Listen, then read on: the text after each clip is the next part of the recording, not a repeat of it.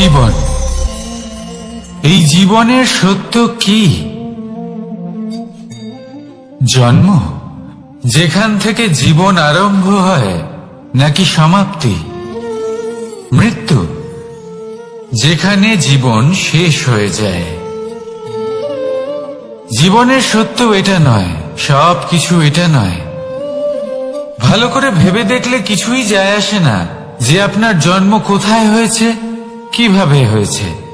এতেও কিছু যায় আসে না যে আপনার মৃত্যু কোথায় হবে, কিভাবে হবে। যায় আসে তখন, গুরুত্বপূর্ণ হলো এটাই যে জীবন আপনি যাপন করেছেন তার উদ্দেশ্য কি ছিল, কি ভাবনা নিয়ে আপনি বেঁচেছেন। এখন যদি আপনি এমন কিছু করেন যার দ্বারা এই সংসার আপনার থেকে জীবন যাপনের প্রেরণা পেতে পারে, মৃত্যুর পরেও আপনার কর্ম দেখে তা স্মরণ করে জীবনে বাঁচতে শেখেন, তাহলে তার তাৎপর্য হলো আপনি নিজের কর্মের দ্বারা, নির্বাচনের দ্বারা অমর হয়ে গেছেন। দেখুন, জীবনে দুশ্চিন্তা করা হলো বৃথা, মৃত্যুর ভয়ও হলো বৃথা। কারণ আত্মা কখনো মরে না, তাকে কেউ শেষ করতে পারে না। না কাল, না মৃত্যু, আর না সময়। যদি এমন কিছু থাকে যা আপনার আত্মাকে শেষ করে দিতে পারে, তাহলে তা আপনারই নিজের দুষ্কর্ম। তাই এই যে জীবনকাল আপনার কাছে রয়েছে, তাতে শুধু শুভ কর্ম করুন, দুশ্চিন্তা করা ত্যাগ করুন।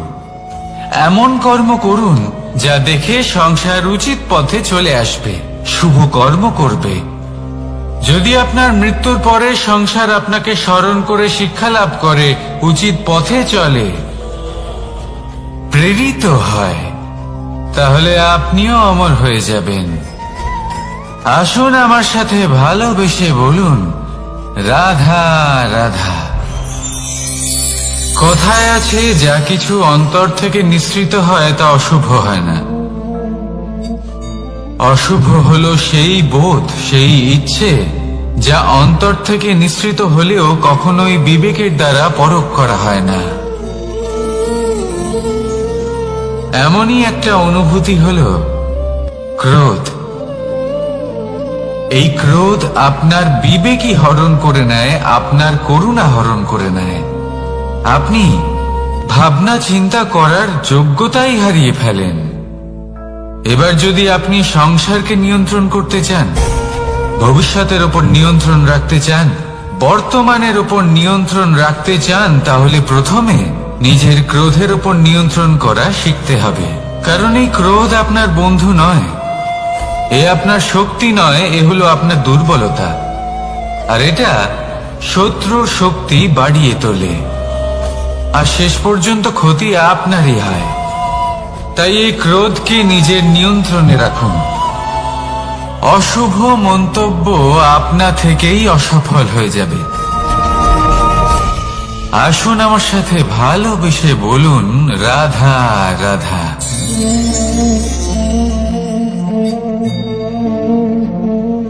প্রশান্তি জড়িত নিদ্রা মানুষের জীবনের একটা অত্যন্ত গুরুত্বপূর্ণ সুখ এবং প্রয়োজনীয়তাও। দেখতে গেলে এই সংসারের প্রত্যেক পশু পাখি, প্রত্যেক জীব অবশ্যই নিদ্রা প্রাপ্ত করেন। কিন্তু মানুষ, যার মধ্যে বিচার বিবেচনা করার শক্তি অন্যদের থেকে অনেক বেশি, তার কিন্তু ঘুমের কিছু সমস্যা অবশ্যই হয়। কি বলেন? তাই তো। এবার এর কারণ কি? চিন্তা। এবার চিন্তা আমাদের সবার জীবনে আছে। আমরা সকলে জানি যে চিন্তা কখনো আমাদের সাহায্য করে না, তাও আমাদের জীবনে আছে। কেন? চিন্তার মাধ্যমে কি কখনো কোনো সমস্যার সমাধান হয়েছে? অর্থের চিন্তা করলে কি অর্থ লাভ হয়? ভবিষ্যতের চিন্তা করলে কি ভবিষ্যৎ ঠিক হয়ে যায়? স্বাস্থ্যের চিন্তা করলে কি স্বাস্থ্য নিজে থেকেই ঠিক হয়? হয় না। তাহলে এই সব কিছু থেকে আমাদের একটা ছোট্ট শিক্ষা অবশ্যই লাভ করা উচিত। আপনিও আপনার কাঁধ থেকে চিন্তার এই বোঝা নামিয়ে ফেলুন। আর এই সব ইচ্ছে একত্রিত হয়ে আমাদের মনে চিন্তা উৎপন্ন করে। তাই এই চিন্তাগুলিকে ত্যাগ করুন। প্রকৃতির প্রেমের উপর বিশ্বাস রাখুন। মনে রাখবেন, যিনি চিন্তা মুক্ত হবেন তিনি চিতা মুক্ত হবেন। সুখের নিদ্রা প্রাপ্ত করুন, আর নিদ্রায় যাবার আগে আমার সাথে ভালোবেসে বলুন, রাধা রাধা। মহাদেব সেই দেবতা যিনি মহান, যাকে দেবতাদের দেবতা বলা হয়, যিনি হলেন আমার আরাধ্য। কখনো আপনার মনে এই প্রশ্ন এসেছে যে শিবকেই কেন মহাদেব বলা হয়, অন্য কোনো দেবতাকে কেন বলা হয় না?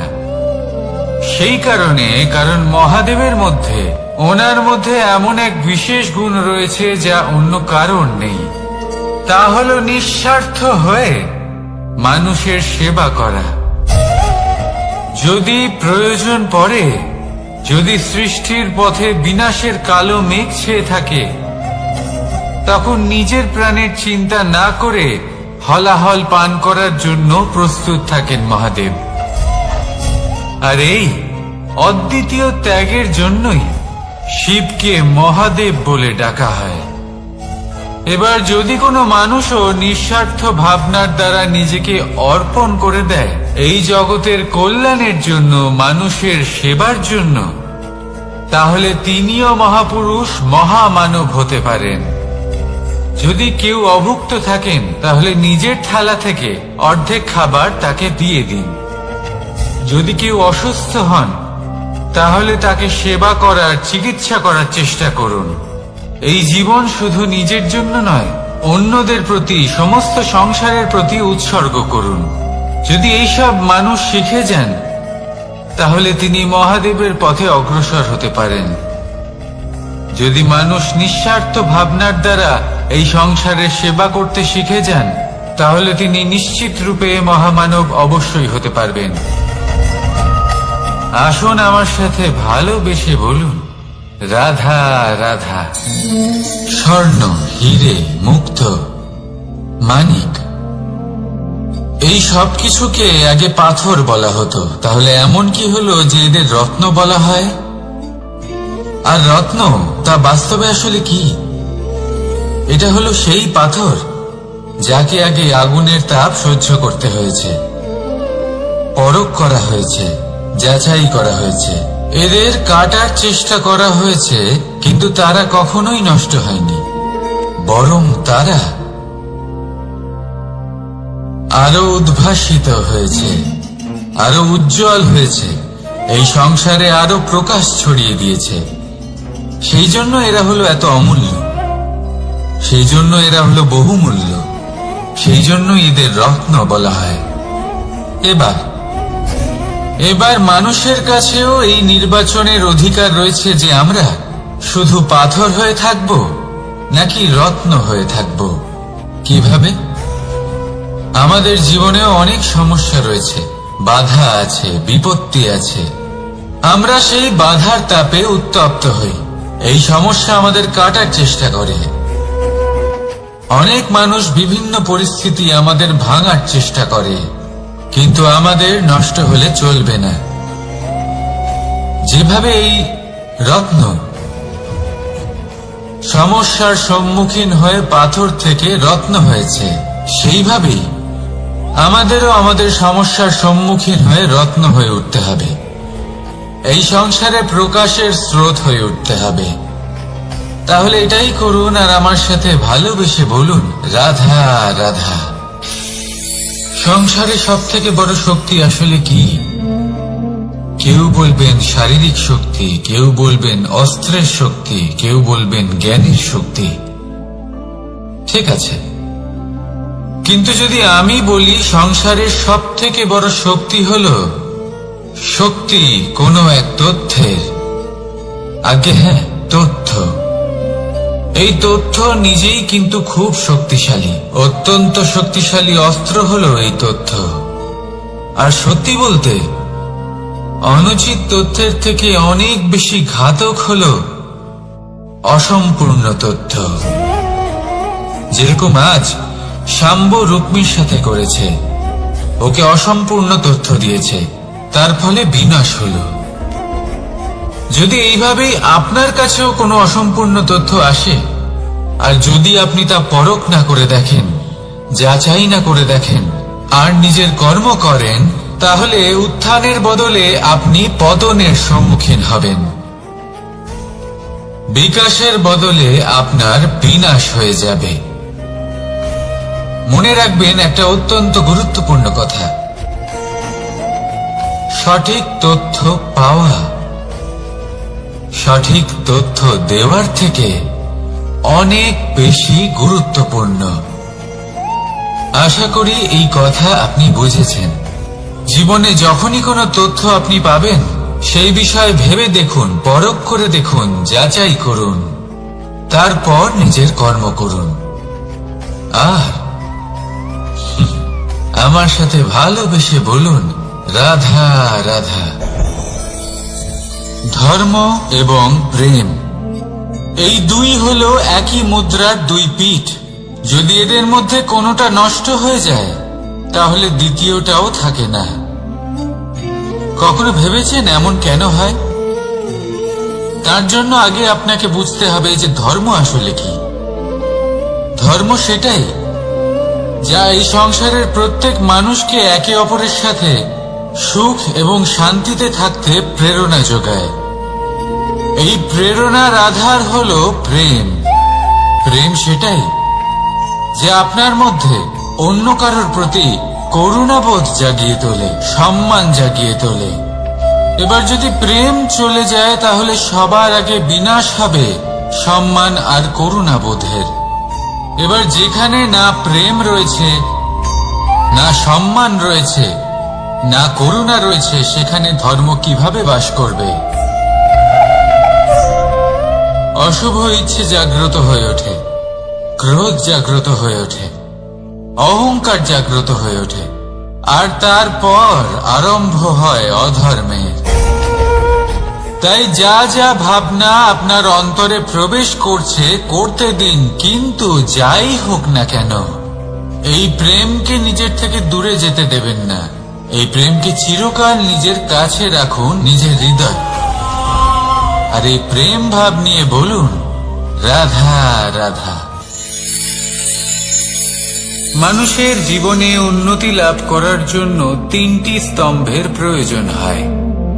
প্রথম স্তম্ভ শিক্ষা। এই শিক্ষা আমাদের জ্ঞান প্রদান করে। দ্বিতীয় স্তম্ভ ব্যবসা, যার দ্বারা আমরা ধন উপার্জন করি। তৃতীয় স্তম্ভ হলো আমাদের ঈশ্বর, আমাদের ইষ্ট। এনার সাথে যদি আমরা জুড়ে থাকতে পারি, তাহলে এমন একটা মানসিক বল আপনি লাভ করবেন যেটা এই সংসারে আর কোথাও পাওয়া সম্ভব নয়। কিন্তু মানুষ অনেক সময় জীবনে এই তিনটি স্তম্ভ লাভ করা সত্ত্বেও সামনে অগ্রসর হতে পারেন না। তখনও জীবনে কঠিন পরিস্থিতি আসতেই থাকে। এমনটা ঠিক কেন হয়? কারণ সে জীবনে এই তিনটি স্তম্ভ লাভ করে নেয়, জীবনে প্রয়োগও করে, কিন্তু তার ভিতের কথা সে ভুলেই যায়। যেমন প্রথম স্তম্ভ অর্থাৎ শিক্ষা। এই শিক্ষার আধার হলো শুভ চেতনা। যদি অন্তরে শুভ চেতনা না থাকে, তাহলে এই শিক্ষার কোনো গুরুত্ব থাকে না। দ্বিতীয় স্তম্ভ ব্যবসা। পরিশ্রম করে উপার্জন করতে হবে, এই কথাটা আমরা সবাই জানি এবং সবাই চেষ্টাও করি। কিন্তু ব্যবসা করতে করতে আমরা এটা ভুলে যাই আমাদের ব্যবহার কেমন হয়ে পড়েছে। এই ব্যবহার যদি শুভ হয়, তাহলে আমাদের উপার্জন আস্তে আস্তে একটা স্থির জায়গায় এসে পৌঁছবে। এবং তৃতীয় স্তম্ভ আমাদের ভগবান। যদি ওনার শরণে আপনি যেতে চান, তাহলে তার পূর্বে নিজের মা বাবাকে সেবা করুন, তাদের যত্ন করুন, তাদেরকে ভালোবাসুন, কারণ ওনারাই হলেন এই সংসারে আপনার সব থেকে বড় ইষ্ট। তাহলে 3 স্তম্ভের সাথে সাথে তাদের আধারকেও নিজের জীবনে প্রাধান্য দিন। কোনো সমস্যা আসবে না, জীবনে একের পর এক উন্নতি করবেন এবং এই মন প্রসন্ন হয়ে বলবে রাধা রাধা। সুখ, দুঃখ এবং শক্তি, এই 3 হলো এই সংসারের ত্রিদেবের মতো। আমাদের জীবনে যা কিছু ঘটছে এই 3টির ভিত্তির উপরেই হচ্ছে। আসলে এই সংসারের একটা নিয়ম আছে, যখনই আপনি কিছু লাভ করেন এই সংসার আপনার পরীক্ষা নেয়। এটা জানার জন্য আপনার পরীক্ষা নেয় যে আপনি যা কিছুই লাভ করেছেন আপনি কি আদৌ সেটার যোগ্য কিনা। ঠিক সেইভাবেই এই সুখ, দুঃখ এবং শক্তি আপনার পরীক্ষা নিয়ে থাকে। যখন সুখ আসে তখন সে আপনার পরীক্ষা নেয় যে আপনার মধ্যে অহংবোধ জাগ্রত হয়নি তো। যদি অহংবোধ চলে আসে তাহলে সুখ সেখানেই সঙ্গ ত্যাগ করে। দুঃখ আপনার ধৈর্যের পরীক্ষা নিতে থাকে, আর যদি আপনার মধ্যে ধৈর্য না থাকে তাহলে এটা আপনাকে আরো বেশি দুঃখের গভীর অন্ধকারে ঠেলে দেবে। সেখানে শক্তি পরীক্ষা নেয় আপনার বিনম্রতার। যদি আপনি বিনম্র না হন তাহলে হয় এই শক্তি আপনার সঙ্গ ত্যাগ করবে, নয় এই শক্তি বিনম্রতার অভাবে আপনার পতনের কারণ হতে পারে। এই সংসারে যে কোনো ব্যক্তি যিনি এই পরীক্ষায় উত্তীর্ণ হয়ে থাকেন এই জীবনে তিনি সাফল্য লাভ করেন। আসুন আমার সাথে ভালোবেসে বলুন রাধা রাধা। ভয়ের সাথে আমরা সবাই পরিচিত, কষ্ট আমরা সবাই পেয়েছি।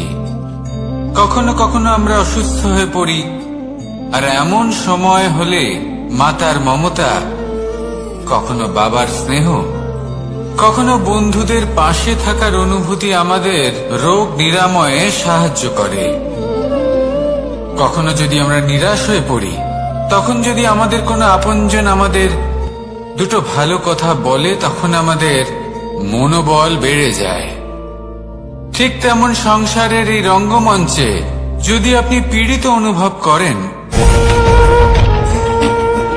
কিছু শুভ কথা আলোচনা করুন, কিছু স্তুতি গান করুন, কিছু মুহূর্তের জন্য হলেও নিজের ইষ্টদেবের কথা স্মরণ করুন আর প্রার্থনা করুন।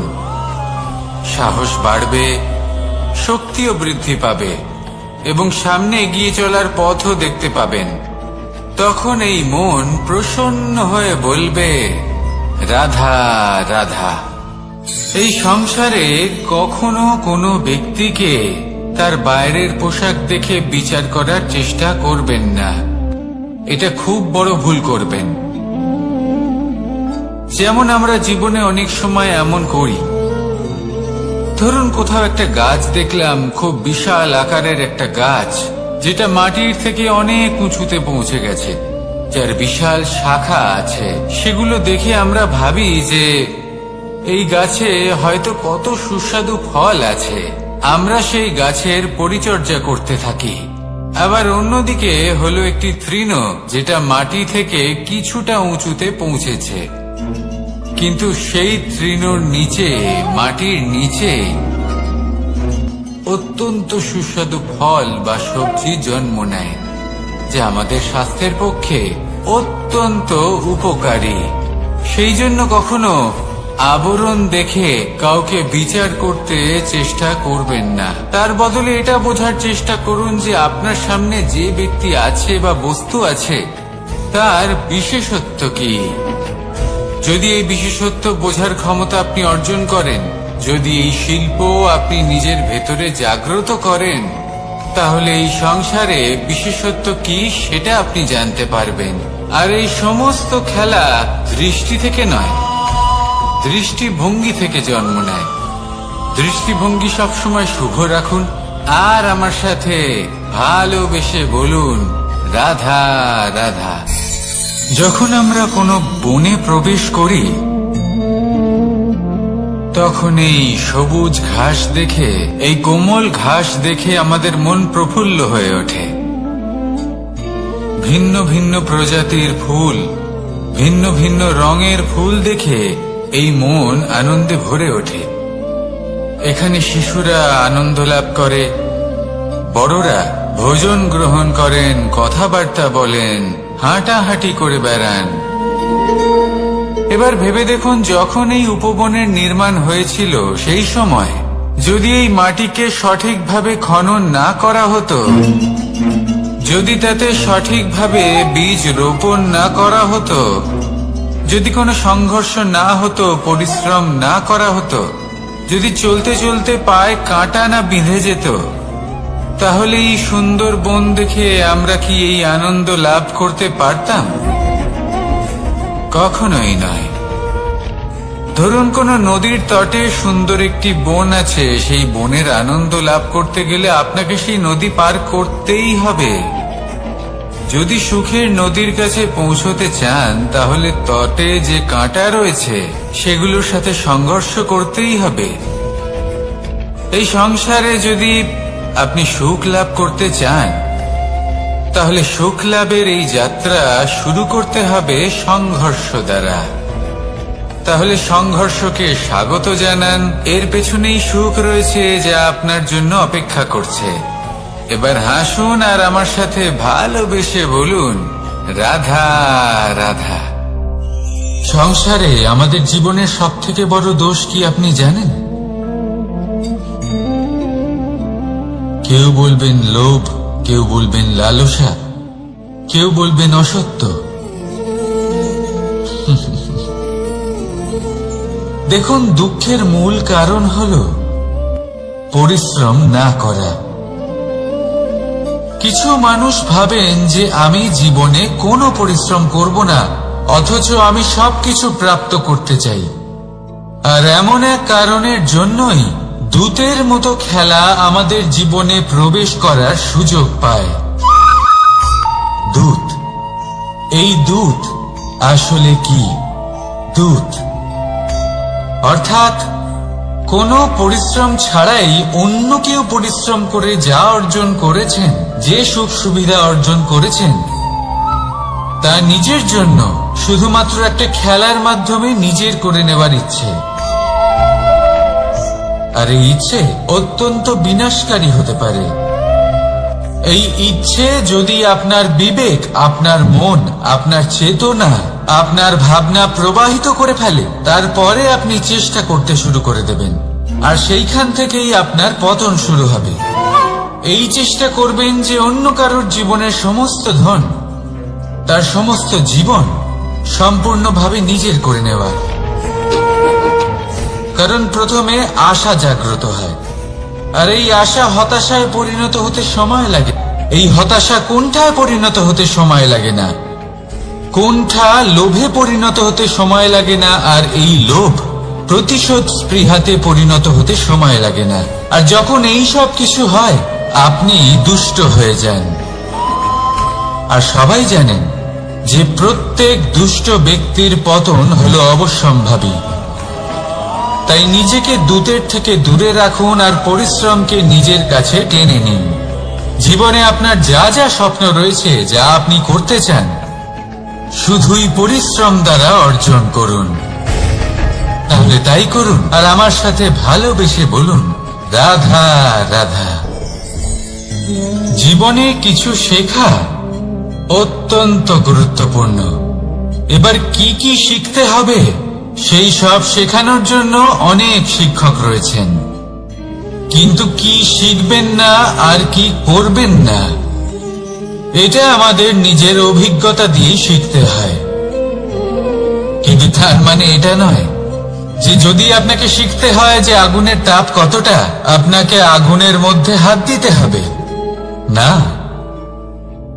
অন্য কারোর অভিজ্ঞতা দ্বারাও শিখতে পারেন, প্রশ্ন শুধুমাত্র একটাই যে আপনি কি শিখতে চান নাকি চান না। যদি আপনি এটাই ভাবেন যে আমি শুধুই নিজের অভিজ্ঞতা দ্বারাই শিখতে চাই, তাহলে জীবনকাল ছোট মনে হবে, অনেক কিছুই শিখতে পারবেন না। তাই নিজের সাথে সাথে বড়দের অভিজ্ঞতার দ্বারাও শেখা শুরু করে দিন। এই সংসারের অভিজ্ঞতা দ্বারা শিখতে শুরু করে দিন। আর এটা নিশ্চিত রূপে শেখা আবশ্যক যে কখন কি করবেন না, কোথায় থামতে হবে আর কোথায় থামবেন না। তাহলে আসুন আর আমার সাথে ভালোবেসে বলুন, রাধা রাধা। ভোজন। এবার ভোজন সংগ্রহ করার জন্য মানুষ কি না করেন, সব সময় চেষ্টা করতে থাকেন। ফসল উৎপাদনের জন্য অনেক পরিশ্রম করতে থাকেন, কিন্তু অনেক সময় অনেক পরিশ্রম করার পরেও ফসল ভালো উৎপাদন হয় না। এর কারণ কি? কারণ হলো এটাই যে আপনি পরিশ্রম হয়তো অনেক করেছেন, কিন্তু আপনার নজর তো সেই বীজের দিকে ছিলই না যা আপনি রোপণ করেছেন। সেই জন্য সব সময় কোনো বীজ রোপণ করার আগে তাকে পরখ করে দেখুন, তা অত্যন্ত আবশ্যক। আর সেইভাবেই যখনই কোনো কর্মের প্রশ্ন আসে, তাহলে সেখানে শুধুমাত্র পরিশ্রম যথেষ্ট নয়। সেই কাজের প্রতি আপনার কর্তব্য কি, আপনার উদ্দেশ্য কি, সেটা জানা হলো অত্যন্ত গুরুত্বপূর্ণ। তাই কর্ম করুন, কিন্তু সেই কর্মের প্রতি আপনার যা উদ্দেশ্য তার মাহাত্ম্য বুঝতে চেষ্টা করুন।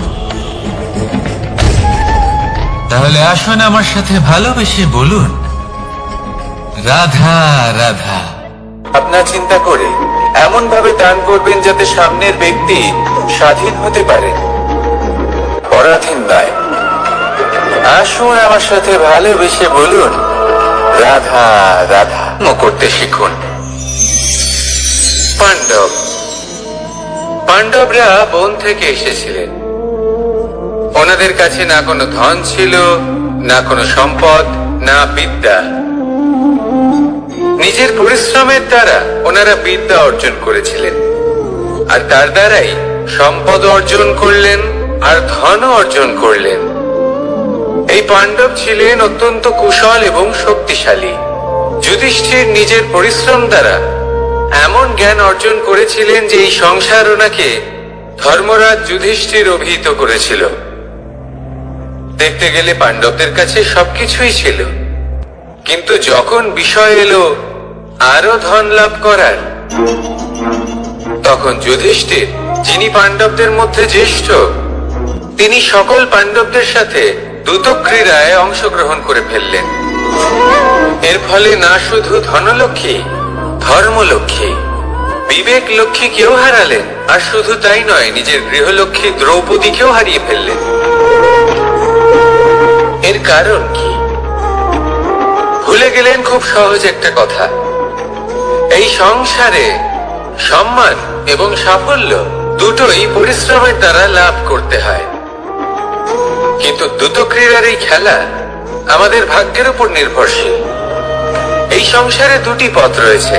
একটা পথ যেখানে কর্ম এবং পরিশ্রমের দ্বারা আপনি নিজের পথ নিজেই রচনা করতে পারবেন, আর দ্বিতীয় পথ হলো যেখানে এই ভাগ্য এক মুহূর্তে আপনাকে শিখরেও পৌঁছে দিতে পারে, আবার ধূলিসাৎ করে দিতে পারে।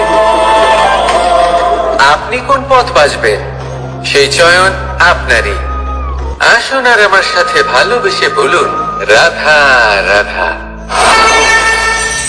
কোন এক সময়ের ঘটনা এটা। মা এবং বাবা হাটে গিয়েছিলেন, তখন আমি আর দাদা গিয়েছিলাম গরু চড়াতে। আমরা বাড়ি ফিরে এলাম, আর মা সেই সময় একটা কাজ করতেন। যখনই হাটে যেতেন দরজা তালা বন্ধ করে যেতেন। উনি খুব ভালো করে জানতেন যে যদি ওনার এই মাখন চোর সঠিক সময় পৌঁছে যায়, তাহলে এক ফোঁটাও মাখন ওনার অবশিষ্ট থাকবে না। এবার ঘটনা কিছুটা এরকম হলো যে মা আর বাবা মাঝে মাঝে হাটে যেতেন, তাই মাঝে মাঝে এই দরজা তালা বন্ধ করতে হতো। যখন মা আর বাবা ফিরে এলেন, তখন বাবা ভুলে গিয়েছিলেন যে এই চাবির গোছা থেকে ঠিক কোন চাবিটা দরজার তালা খোলার জন্য উপযোগী। উনি চেষ্টা করতে শুরু করে দিলেন। একটার পর একটা চাবি দিয়ে উনি চেষ্টা করতে থাকলেন, কিন্তু সেই দরজার তালা তো খুলতেই চাইছিল না। ওনার মাথা থেকে ঘাম পড়তে শুরু করলো। তখন মা বললেন যে তালা ভেঙে দেওয়া যাক। মা চলে গেলেন। আর বাবা বললেন, না না দাঁড়াও, আর কিছু চাবি বাকি আছে, এটা হয়তো খুলতে পারবো।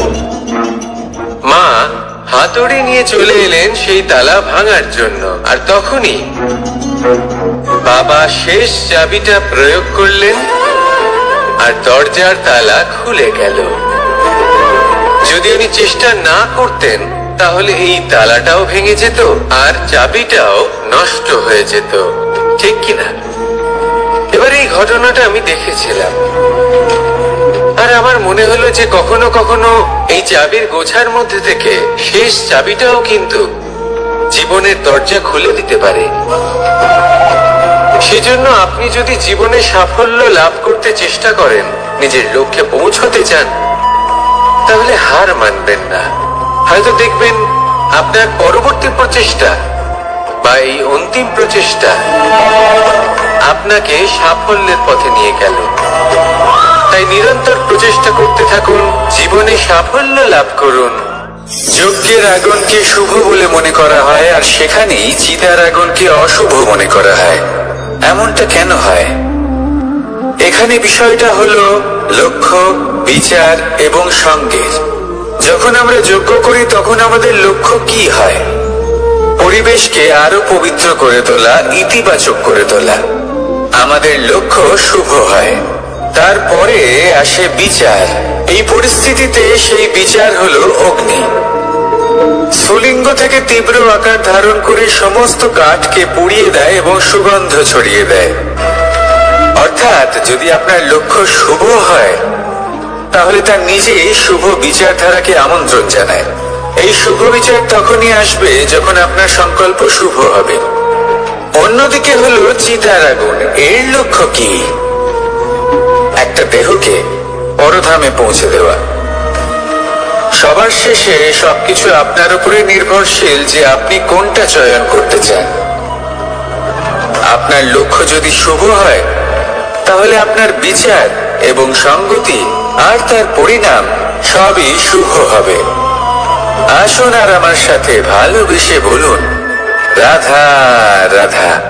এই সংসারের প্রত্যেক বস্তুর, প্রত্যেক পরিস্থিতির, প্রত্যেক আবেগের দুটি দিক আছে। এর মধ্যে পার্থক্য করা সম্ভব শুধুমাত্র দৃষ্টিভঙ্গির দ্বারা। যদি কোনো ব্যক্তি পর্বত শিখরে দাঁড়িয়ে থাকেন তাহলে উনি এটাই দেখতে পাবেন যে এই জলের ধারা সমুদ্রের দিকে বয়ে চলেছে। আরেক ব্যক্তি যিনি সমুদ্রের কাছে দাঁড়িয়ে আছেন তার এটাই মনে হবে যে এই জলের ধারা সমুদ্রের দিকে আসছে। এখানে বিষয়টা হলো দৃষ্টিভঙ্গির, আর এটাই সময়ের সাথেও হয়ে থাকে। অনেক সময় মানুষ চিন্তিত হয়ে পড়েন, ত্রস্ত হয়ে পড়েন যে তার কাছে হয়তো খুব কম সময় আছে, তাতে তিনি অনেক কিছুই করতে পারবেন না, আর একটু সময় থাকলে খুব ভালো হতো। তিনি এভাবেও ভাবতে পারেন যে অল্প হলেও সময় বাকি তো রয়েছে, অর্থাৎ যা অবশিষ্ট আছে তাকে সংরক্ষণও করা সম্ভব, তাতে জীবন যাপনও করা সম্ভব। আর এটা নির্ভর করছে আপনার উপর। তাই দৃষ্টিভঙ্গি ইতিবাচক রাখুন। জীবনে দুই ধরনের আবেগ রয়েছে যার কোনো মূল্য নেই। আমার কথার অর্থ এটা নয় যে এদের কোনো গুরুত্ব নেই, গুরুত্ব যথেষ্টই রয়েছে, শুধু এদের জন্য আপনাকে কোনো মূল্য দিতে হয় না। প্রথম আবেগ হলো আনন্দ, প্রসন্নতা। এটা আপনি যে কোনো জায়গায় খুঁজে পেতে পারেন যদি আপনি খুঁজে পেতে চান। আপনি কোনো পুষ্পের সৌন্দর্য দেখে প্রসন্ন হতে পারেন। বায়ুর কারণে যখন একটি বৃক্ষ শিহরিত হয় সেটা দেখে আপনি প্রসন্ন হতে পারেন। একটা ছোট্ট শিশুর কলরব শুনেও আপনি প্রসন্ন হতে পারেন। একটা ক্রন্দনরত বালককে হাসিয়ে আপনি প্রসন্ন হতে পারেন। সবকিছু আপনার উপর নির্ভরশীল। সেখানে আরেকটি আবেগ হলো দুশ্চিন্তা। মানুষ বড়ই দুশ্চিন্তা করতে থাকে। আজ আমি এই কাজ করেছি, সেই বিষয়ে চিন্তা। আজ আমি এই কাজ করতে পারিনি, সেই বিষয়ে চিন্তা। কাল আমাকে এই কাজ করতে হবে, সেই নিয়ে চিন্তা। আমি কি সেই কাজটা করতে পারবো, সেই বিষয়ে দুশ্চিন্তা। চিন্তা সর্বত্র রয়েছে, যার জন্য মূল্য দিতে হয় না। যত চান আপনি একত্রিত করতে পারেন। একটা গুরুত্বপূর্ণ কথা মনে রাখবেন, প্রসন্নতা জীবনের একটা নতুন সূত্রপাত। সেখানে দুশ্চিন্তা হলো জীবনের চিতার সময়। এবার এই দুটি আবেগ হলো মূল্যহীন, দুটোই আপনার সামনে আছে। কোনটা চয়ন করবেন আপনি, দুশ্চিন্তা নাকি প্রসন্নতা? সিদ্ধান্ত আপনারই। আসুন আর আমার সাথে ভালোবেসে বলুন, রাধা রাধা। ধন, সম্পত্তি, এগুলো আসলে কি? এগুলো শুধু সেই মূল্য যার দ্বারা আমরা কোনো কিছু অর্জন করতে পারি। এবার এই ধনের দ্বারা এই সংসারে অনেক কিছু লাভ করা সম্ভব, কিন্তু সেই সব কিছুই শুধুমাত্র ভৌতিক বস্তুই হবে, ভৌতিক সামগ্রী, ভৌতিক সুবিধা। অর্থাৎ আপনার কাছে যতই ধন থাকুক, তা আপনাকে শান্তির ঘুম এনে দিতে পারবে না। আপনাকে জীবনের বাস্তব সুখের অনুভূতি লাভ করাতে পারবে না, কারণ এগুলো ভৌতিক ধন। এই ভৌতিক বস্তুই অর্জন করাতে সক্ষম। বাস্তবিক ধন কি? যদি এই প্রশ্ন আপনার মনে আসে, তাহলে তার উত্তর আমি আপনাকে দেব একটা উদাহরণের মাধ্যমে। কখনো আপনি শুনে থাকবেন যে একজন পিতা আজীবন অনিষ্ট করেন, অনর্থ করেন, খারাপ কাজ করেন শুধু ধন অর্জনের জন্য। তিনি ভাবেন যে আমি ধন অর্জন করব আর নিজের সন্তানকে একটা উজ্জ্বল ভবিষ্যৎ প্রদান করব, একটা সুখ স্বাচ্ছন্দ্যময় জীবন দান করব। এবার সন্তান যখন জন্ম লাভ করে, তখন সে ভাগ্যের জোরে সেই ধন ভোগ করে। যেরকম সে পায়, সেরকমই তার ব্যবহার সে করে। কখনো আপনি এটাও দেখে থাকবেন যে সেই সন্তান সমস্ত ধন নষ্ট করে ফেলে, আর সেই পিতা যিনি সমস্ত ধন সঞ্চয় করেছেন, যিনি সেই ধনের প্রভু, আজ সেই ধনের প্রহরী হয়ে রয়েছেন। এবার এরকম কেন হয়? এরকম তখনই হয় যখন সেই পিতা বুঝতেই পারেন না যে তার জীবনের আসল ধন কি। সেই আসল ধন তার সন্তানকে সে দিতেই পারে না। যদি পিতা তার সন্তানকে কর্মের জ্ঞান দিতে পারেন, উচিত কোনটা অনুচিত কোনটা সেই শিক্ষা দিতে পারেন, সংস্কারের প্রকৃত শিক্ষা দিতে পারেন, তবে সেটা ধনের থেকে অনেক বেশি গুরুত্বপূর্ণ। এটাই হলো জীবনের বাস্তব ধন। আপনি সেই কথা তো অবশ্যই শুনে থাকবেন, কুসন্তান হলে ধন সঞ্চয় করে কি হবে, সুসন্তান হলে ধন সঞ্চয় করে কি হবে।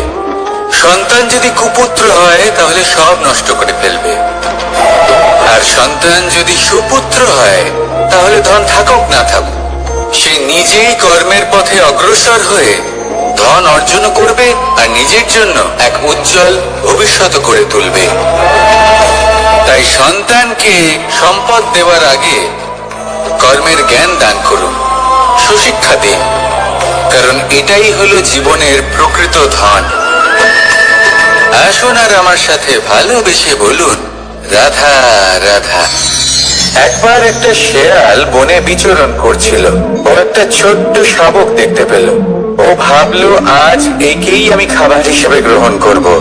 আশেপাশে দেখলো কেউ দেখছে না তো, কেউ ছিল না, আর সেই শাবকের উপর আক্রমণ করল, যা হলো একটা ঘোর অপরাধ। বনের নিয়ম অনুসারে আপনি কখনোই শাবকের উপর আক্রমণ করতে পারেন না। তারপর এই খবরটা যখন রাজা সিংহ জানতে পারলেন, সভার আয়োজন করলেন। কিন্তু সেখানে শেয়াল বলল, আমি তো এরকম কিছু করিনি।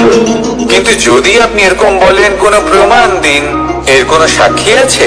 তখন রাজা সিংহ প্যাঁচাকে ডেকে পাঠালেন, যে সেই মুহূর্তে বৃক্ষের শাখার উপর বসেছিল, সে সব কিছু দেখেছিল। প্যাঁচা সব সত্যি কথা বলল, আর শেয়ালকে মৃত্যুদণ্ড দেয়া হলো।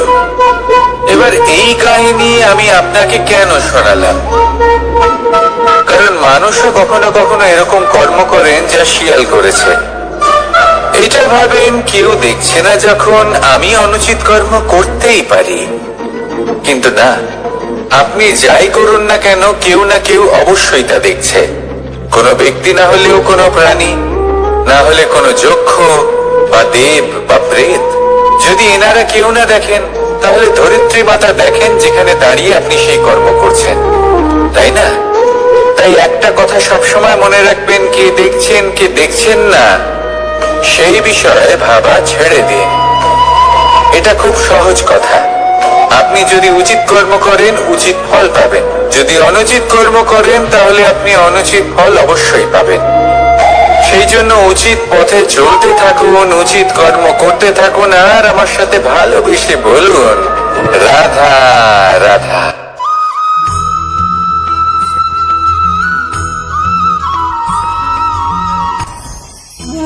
ভোজন। এবার ভোজন সংগ্রহ করার জন্য মানুষ কি না করেন, সব সময় চেষ্টা করতে থাকেন। ফসল উৎপাদনের জন্য অনেক পরিশ্রম করতে থাকেন, কিন্তু অনেক সময় অনেক পরিশ্রম করার পরেও ফসল ভালো উৎপাদন হয় না। এর কারণ কি? কারণ হলো এটাই যে আপনি পরিশ্রম হয়তো অনেক করেছেন, কিন্তু আপনার নজর তো সেই বীজের দিকে ছিলই না যা আপনি রোপণ করেছেন। সেই জন্য সব সময় কোনো বীজ রোপণ করার আগে তাকে পরখ করে দেখুন, তা অত্যন্ত আবশ্যক। আর সেইভাবেই যখনই কোনো কর্মের প্রশ্ন আসে, তাহলে সেখানে শুধুমাত্র পরিশ্রম যথেষ্ট নয়। সেই কাজের প্রতি আপনার কর্তব্য কি, আপনার উদ্দেশ্য কি, সেটা জানা হলো অত্যন্ত গুরুত্বপূর্ণ। তাই কর্ম করুন, কিন্তু সেই কর্মের প্রতি আপনার যা উদ্দেশ্য তার মাহাত্ম্য বুঝতে চেষ্টা করুন। তাহলে আসুন আমার সাথে ভালোবেসে বলুন রাধা রাধা।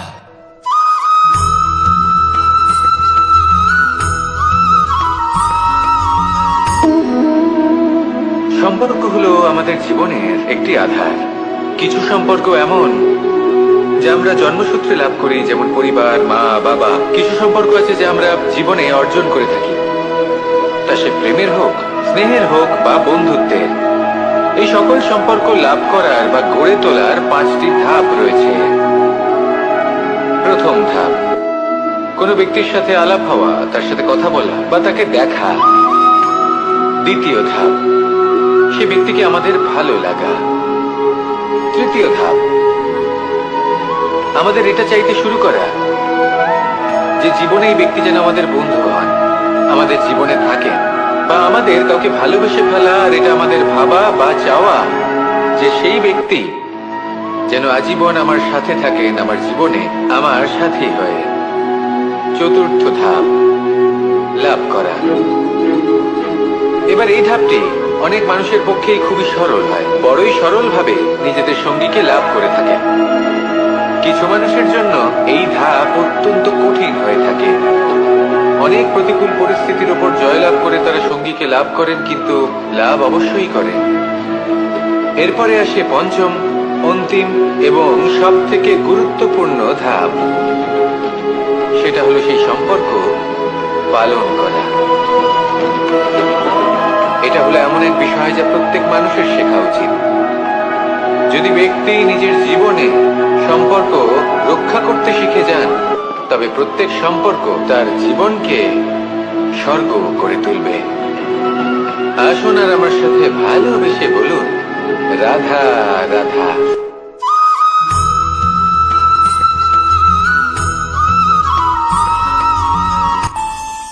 আমাদের মনে যখন কোনো প্রশ্ন ওঠে, কোনো দ্বন্দ্ব জাগে, তখন আমরা যাই আমাদের গুরুর কাছে, আমাদের আরাধ্যের কাছে গিয়ে জিজ্ঞেস করি। এইভাবেই একদিন আমি পৌঁছলাম আমার আরাধ্যের কাছে, আমার মহাদেবের কাছে, আর ওনাকে প্রশ্ন করলাম যে মহাদেব, জীবনে আনন্দ পাওয়ার, উৎসব পালনের, প্রেম ভাগ করে নেবার, জীবনকে উপভোগ করে নেওয়ার সর্বশ্রেষ্ঠ সময় কোনটা? মহাদেব হাসলেন আর উনি বললেন, জীবনে উৎসব পালনের সবথেকে শ্রেষ্ঠ দিন হল মৃত্যুর ঠিক আগের দিনটা। প্রেম ভাগ করে নেওয়ার সবথেকে শ্রেষ্ঠ মুহূর্ত হল মৃত্যুর ঠিক আগের মুহূর্ত। জীবনকে উপভোগ করে নেওয়ার সর্বশ্রেষ্ঠ প্রহর হল মৃত্যুর এক প্রহর পূর্বে। তখন আমি চমকে গেলাম। আমি বললাম, কিন্তু মহাদেব, মৃত্যু তো অনিশ্চিত, আমরা জানিও না কবে আমাদের মৃত্যু হবে। মহাদেব আবার হাসলেন। উনি বললেন যে যদি আমরা এভাবে জীবন কাটাই যে আমরা জীবনের প্রত্যেক দিন, প্রত্যেক মুহূর্ত, প্রত্যেক প্রহর শেষ বলে মনে করি, তাহলে আমাদের সমস্ত জীবন আনন্দের সাথেই অতিবাহিত হবে। কি বলেন?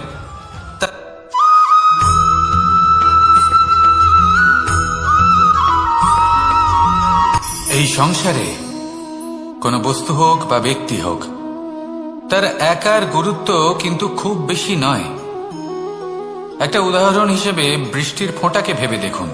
যদি একটি বৃষ্টির ফোঁটা হয় তাহলে তার খুব বেশি গুরুত্ব থাকে না, কিন্তু যখন সহস্র বৃষ্টির ফোঁটা মেঘের মধ্যে দিয়ে ঝরে পড়ে, তখন সেটা বর্ষার রূপ ধারণ করে। সেই বর্ষা যা এই প্রকৃতিকে শান্ত করে। সেইভাবেই পাথরের ছোট টুকরো, তার খুব বেশি গুরুত্ব থাকে না, কিন্তু যখন অসংখ্য পাথরের টুকরো একত্রিত হয় তখন তা পর্বতের আকার ধারণ করে। সেইভাবেই কিছু মানুষ যখন একত্রিত হন তখন তৈরি হয় পরিবার, কিছু পরিবার যখন একত্রিত হয় তখন তৈরি হয় সমাজ, যখন অনেক সংখ্যক সমাজ একত্রিত হয় তখন তৈরি হয় রাজ্য। এবার এই রাজ্যের সবথেকে গুরুত্বপূর্ণ ব্যক্তি হতে পারেন রাজা, কিন্তু তাও সেই রাজা একা কিছু করতে পারেন না। যুদ্ধ লড়ার সময় তারও নিজের সৈন্যদলকে প্রয়োজন পড়ে। কিন্তু এই সংসারে এমন একজন ব্যক্তি আছেন যিনি একাই সব কাজ করতে থাকেন, এবং সেই ব্যক্তি হলেন মা। আমাদের জীবনে একজন পিতার ভূমিকা কিন্তু নিঃসন্দেহে অমূল্য, কিন্তু আমাদের সকলের জীবনে যে ভূমিকা একজন মায়ের তা অন্য কারোর থাকে না। একজন মা একাই সন্তানকে বড় করতে পারেন, সংস্কারী করে তুলতে পারেন, তার জন্য পরিশ্রম করেন। আর এত কিছু কাজ করার পরেও তার কাজের জন্য তিনি প্রশংসা অবশ্য পান না।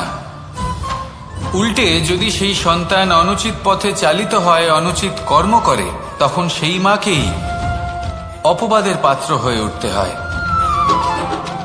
আমাদের জীবনে মায়ের যোগদান কতটা সেটা বুঝুন। আপনাকে বড় করে তোলার জন্য উনি কতটা পরিশ্রম করেছেন সেটা বুঝুন। আজ থেকে, এখন থেকে, এই মুহূর্ত থেকে মাকে সম্মান করতে শিখুন।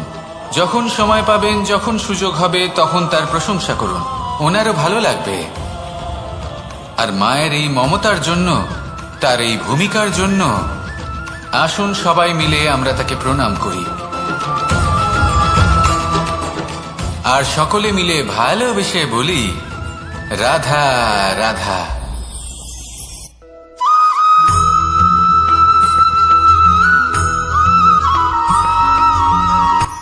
এই সংসারে সাফল্য লাভ করার জন্য জ্ঞানের প্রয়োজন হয়, পরিশ্রমের প্রয়োজন হয়, দৃঢ় নিষ্ঠার প্রয়োজন হয়, নিরন্তর চেষ্টা করা প্রয়োজনীয়। কিন্তু আরো কিছু আছে যা অত্যন্ত প্রয়োজনীয় এবং গুরুত্বপূর্ণ। তা হলো ভালো বন্ধু। তাদের থাকা অত্যন্ত প্রয়োজনীয়। যদি ভালো বন্ধু থাকে তাহলে সময় এলে তারা ঢাল হয়ে আপনাকে সুরক্ষা করবেন। সময় এলে অস্ত্রের মতো শত্রুকে সংহারও করবেন। যদি তিনি জ্ঞানী হন, তাদের মধ্যে সদ্গুণ থাকে, তাহলে এই সব গুণ আপনার মধ্যেও প্রবেশ করবে। তাহলে সাফল্যের জন্য ভালো বন্ধু পাওয়া অত্যন্ত প্রয়োজনীয়। কিন্তু শুধু বন্ধু কেন, ভালো শত্রুও থাকা প্রয়োজনীয়। এবার আপনি ভাববেন, আমি কি বললাম? যদি আপনার জীবনেও ভালো অর্থাৎ শক্তিশালী শত্রু থাকে, তাহলে আপনিও শক্তিশালী হতে থাকবেন। এই শত্রু আপনাকে প্রেরিত করবে আরো বেশি শক্তিশালী হয়ে ওঠার। কখনো কোনো হরিণকে দেখুন, তীব্র গতিতে দৌড়তে থাকে। কেন তীব্র গতিতে দৌড়য়? এই কারণে নয় যে কোথাও তার জন্য মধুর ঘাস অপেক্ষা করে রয়েছে, না। সে এই কারণে তীব্র গতিতে দৌড়য় কারণ সেটা না করলে তার পেছনে একটি সিংহ আছে যে ওকে নিজের ভোজন করে ফেলবে। তাই জীবনে বিপদ, সংকট এই সবকিছুও হলো অত্যন্ত গুরুত্বপূর্ণ। তার সম্মুখীন হতে শিখুন আর আমার সাথে ভালোবেসে বলুন, রাধা রাধা।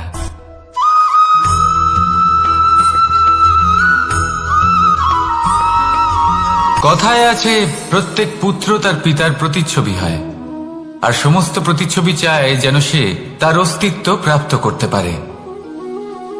পুত্র চায় সে যেন তার পিতার মতো হয়, বা কখনো কখনো তার থেকেও শ্রেষ্ঠ হয়। সেটা কোনো অনুচিত ব্যাপার নয়। অনুচিত তখন হয় যখন পুত্র নিজের পিতার মতো হবার স্বপ্ন পূরণ করতে গিয়ে বা তার থেকেও শ্রেষ্ঠ হবার স্বপ্ন পূরণে অনুচিত পথের আশ্রয় নেয়। কারণ তারপরে সে তার পিতার গুণগুলি আত্মসাৎ করতে চায় না। সে শুধুই এটা চায় যে সংসারের চোখে যেন আমি শ্রেষ্ঠ প্রমাণিত হই। এটা অনুচিত।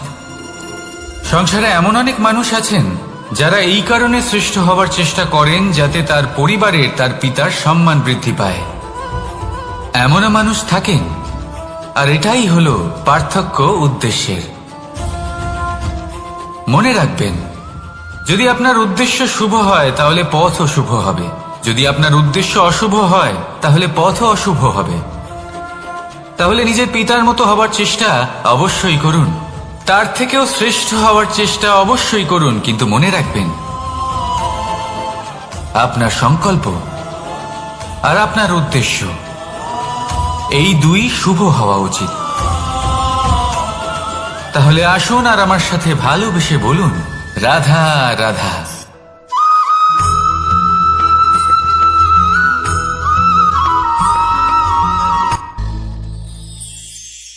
শিশিরের বিন্দু পাতার ওপর পড়ে আর তার গায়ে লেগে থাকে। পাতা তাকে শুষে নিতে পারে না, আর শেষ পর্যন্ত সে ঝরে পড়ে যায়। অন্যদিকে রয়েছে মেঘ এবং চাতক। এদের মধ্যে অনেক দূরত্ব থাকে। মেঘ থাকে আকাশে আর চাতক থাকে ধরিত্রীতে। কিন্তু যখন এই মেঘ থেকে বৃষ্টি ঝরে পড়ে, এই চাতক কিন্তু সেই জলই পান করে, নয়তো সে তৃষ্ণার্ত থেকে যায়। এবার অন্যদিকে দেখলাম শিশির বিন্দু আর পাতার এই সম্পর্ক। এরা খুব কাছাকাছি থাকে, ঘনিষ্ঠও থাকে। অন্যদিকে রয়েছে মেঘ এবং চাতকের সম্পর্ক, যাদের মধ্যে অনেক দূরত্ব থাকা সত্ত্বেও তারা খুব ঘনিষ্ঠ, তাই না? এই সারমর্ম খুব সরল। এই নৈকট্য, এই দূরত্ব, তা আপনার সম্পর্কে প্রভাব কিছুতেই ফেলতে পারে না। এই নৈকট্য, এই দূরত্ব, এসব হলো শুধুমাত্র মনের ব্যাপার। কখনো আপনি অনুভব করেছেন আপনি কারোর থেকে অনেক অনেক দূরে আছেন, অনেক দূরে আছেন, তাও সেই ব্যক্তির প্রতি আপনি টান অনুভব করেন। সেখানে আপনি কারোর সাথে প্রত্যেক দিন অতিবাহিত করেন, সমস্ত জীবন অতিবাহিত করেন, সব থেকে বেশি সময় তার সাথে অতিবাহিত করেন, তাও তার প্রতি সেই টান অনুভব করেন না। এই সংকেত হলো মনের দূরত্বের। তাহলে মনের এই দূরত্ব দূর করুন আর আমার সাথে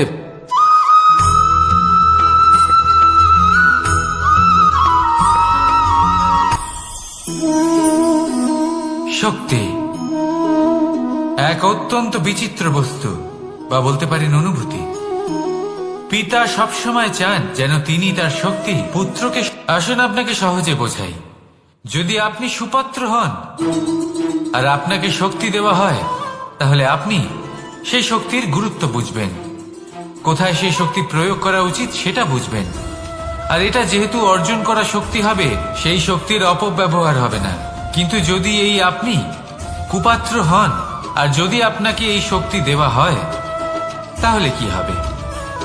দেখতে গেলে এই শক্তি আপনি দান হিসেবে পেয়েছেন, তাই না আপনি এই শক্তির গুরুত্ব বুঝবেন আর না এর প্রয়োগ আপনি জানবেন।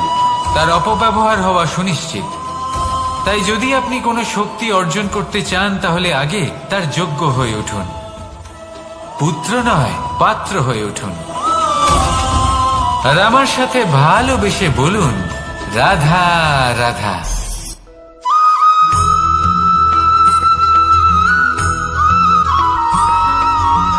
ভালো, শুধু ওনাদের কঠোর ব্যবহার দেখলে আমরা একটু ভয় পেয়ে যাই। এবার ওনাদের এই কঠোর ব্যবহার আমাদের ভালো না লাগলেও অত্যন্ত আবশ্যক, কারণ মাতার থেকে আমরা যে শক্তি লাভ করি তা যেন নিয়ন্ত্রণ হারিয়ে বিধ্বংসী না হয়ে ওঠে। আমরা যেন কোনো কুপথে না চলে যাই, আমরা কখনো যেন দোষ না করে ফেলি। শুধু সেই জন্য পিতা এবং গুরু একটু কঠোর হয়ে ওঠেন, এবং ওনাদের এই কঠোর আচরণ ভবিষ্যতে গিয়ে আমরা অবশ্যই বুঝতে পারি। জীবনে কিছু বছর আমরা এগিয়ে যাই আর তারপর আমরা বুঝতে পারি যে বাবা এবং গুরু আমাদের যথেষ্ট ভালোবাসতেন, কিন্তু ওনাদের ভালোবাসার বহিঃপ্রকাশ আলাদা।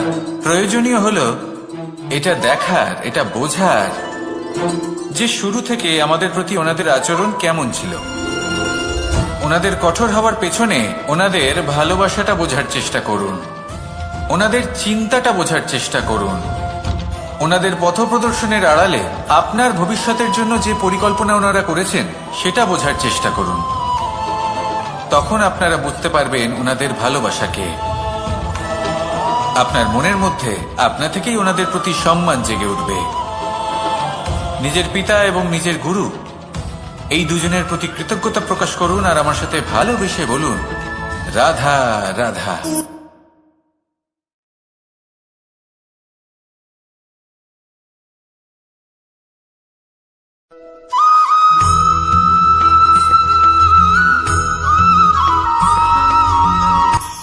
কখনো কোনো বাগানের কোনো বৃক্ষকে দেখেছেন যেখানে সুগন্ধি ফুল থাকে, রসালো ফল থাকে? তখন মন প্রফুল্ল হয়ে ওঠে, মন থেকে সেই বৃক্ষের প্রতি ভালোবাসা জন্মায়।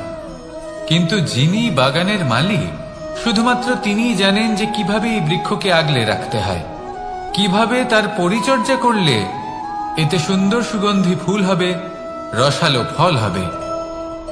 কখনো কখনো প্রয়োজনের থেকে বেশি রোদ পেলে এই বৃক্ষগুলি শুকিয়ে যায়, প্রয়োজনের থেকে কম রোদ পেলেও এই বৃক্ষ কিন্তু শুকিয়ে যায়। প্রয়োজনের থেকে কম জল যদি পায় এই বৃক্ষ শুকিয়ে যেতে পারে, প্রয়োজনের থেকে অতিরিক্ত জল যদি পায় তখনও এই বৃক্ষের শিকড়গুলি নষ্ট হয়ে যেতে পারে। এবার এটাই কিন্তু আমাদের সংসারের সাথেও হয়। আমাদের সংসারের সকল প্রতিভাশালী ব্যক্তি, যেমন লেখক, বিচারক, প্রবক্তা, যোদ্ধা, এদের সবার ক্ষেত্রে এই কথাটাই প্রযোজ্য। যদি বেশি প্রশংসা করা হয় তাহলেও এরা হারিয়ে যাবেন। প্রয়োজনের থেকে বেশি যদি নিন্দা করা হয় তখনও তারা নত হয়ে পড়বেন।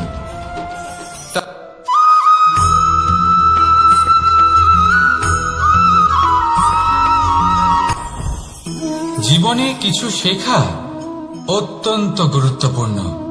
এবার কি কি শিখতে হবে সেই সব শেখানোর জন্য অনেক শিক্ষক রয়েছেন, কিন্তু কি শিখবেন না আর কি করবেন না এটা আমাদের নিজের অভিজ্ঞতা দিয়ে শিখতে হয়।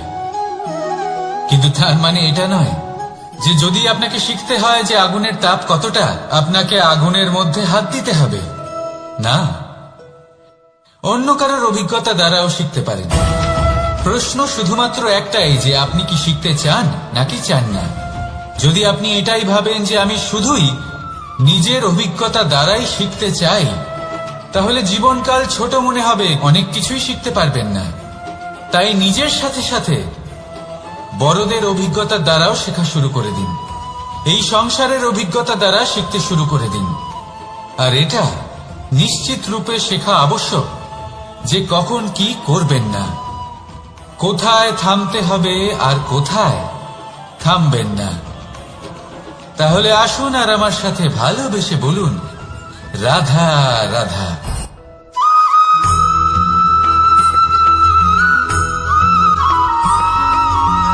এই সংসারে সব থেকে বেশি কোমল বস্তু হলো রেশম। এই রেশম এতটাই কোমল হয় যে এর পুরো একটা থান শুধুমাত্র একটা হাতে ধরা সম্ভব। কখনো ভেবে দেখেছেন এই রেশম কিভাবে হয়? একটি কীট তার লালার দ্বারা উৎপন্ন হয়। এই কীট সেই রেশমকে পাক দিতে থাকে, পাক দিতেই থাকে আর আস্তে আস্তে তার মধ্যেই জড়িয়ে পড়ে। শেষে ওর এই সুন্দর অমূল্য সৃষ্টি রেশমের এই সুতো তার নির্মাণ কার্য পূর্ণ হয়, কিন্তু তাতেই ও নিজে বন্দী হয়ে যায়। নিজেরই মায়াজালের এই বন্দি গৃহে নিজেই ফেঁসে যায়। এবার এই সুতোকে ব্যবহারযোগ্য করে তোলার জন্য এই কীটগুলিকে এই কবচের সাথেই ফুটন্ত জলে ফেলে দেওয়া হয়। এই সংসারে যদি আমাদের স্বপ্ন এই সংসারের দুঃখ হরণ করার জন্য, এই সংসারে সুখ বিতরণ করার জন্য হয়, তবেই আমাদের প্রগতি সম্ভব। যদি আমাদের এই স্বপ্ন শুধুই আমাদের এবং আমাদের স্বার্থ সিদ্ধির জন্য হয়, তাহলে এই স্বপ্ন আমাদের অন্ধ করে দেবে, আমাদের অন্ধকারের পথে নিয়ে যাবে, আর আমরাও সেই কীটের মতো হয়ে যাব। নিজেদেরই মায়াজালে আমরা নিজেই ফেঁসে যাব, আর শেষে আমরা যদি কিছু লাভ করি তা হবে একাকিত্ব, অন্ধকারময় মৃত্যু। তাই স্বপ্ন অবশ্যই দেখুন, কিন্তু এমন ভাবে স্বপ্ন দেখবেন না যে তার এই বন্দিগৃহে আপনি নিজেই ফেঁসে গেলেন। স্বপ্ন দেখুন পরোপকারে।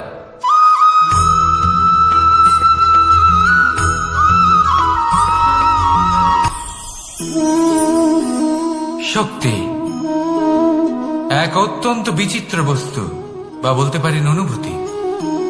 পিতা সবসময় চান যেন তিনি তার শক্তি পুত্রকে। আসুন আপনাকে সহজে বোঝাই।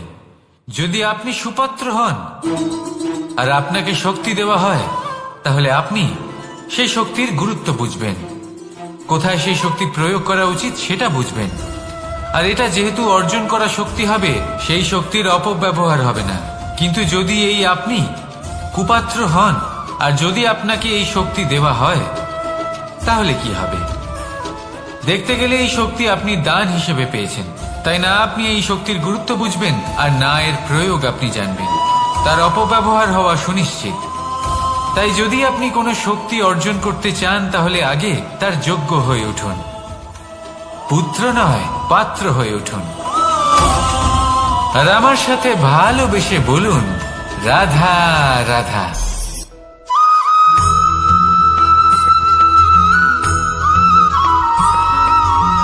এই সংসারে প্রত্যেক মানুষ এটাই চান যে তিনি যেন ধনবান হন, আর্থিক অবস্থা তার ভালো থাকে, ওনার বাড়িতে লক্ষ্মীর আগমন হয়। কিন্তু সেটা হবে কি করে, সেটাই হলো প্রশ্ন। কেউ বলেন যে যদি পরিশ্রম করো তাহলে ধন অর্জন সম্ভব, কেউ বলেন যে যদি বিদ্যা লাভ হয় তবেই ধন অর্জন সম্ভব, কেউ বলেন যে যদি বলশালী হও তবেই সম্পন্ন থাকবে। ভালো কথা, যদি তাই হয়ে থাকে, তবে দিনমজুর সারা দিন পরিশ্রম করেন, তিনি কেন ধনী হন না? অনেকজন বিদ্বান মানুষ আছেন এই সংসারে, তারা কেন ধনবান হন না? অনেক সংখ্যক বলশালী ব্যক্তি আছেন, তাদের কাছে ধন নেই কেন? তাদের কেন ধনের অভাব হয়? আবার এমনও কিছু মানুষ আছেন যারা পরিশ্রম করেন, তারা দিনমজুর, কিন্তু তারা ধন অর্জন করতে পারেন। কিছু বিদ্বান ব্যক্তি আছেন যাদের কাছে অধিক মাত্রায় ধন রয়েছে, কয়েকজন বলশালী ব্যক্তি রয়েছেন যাদের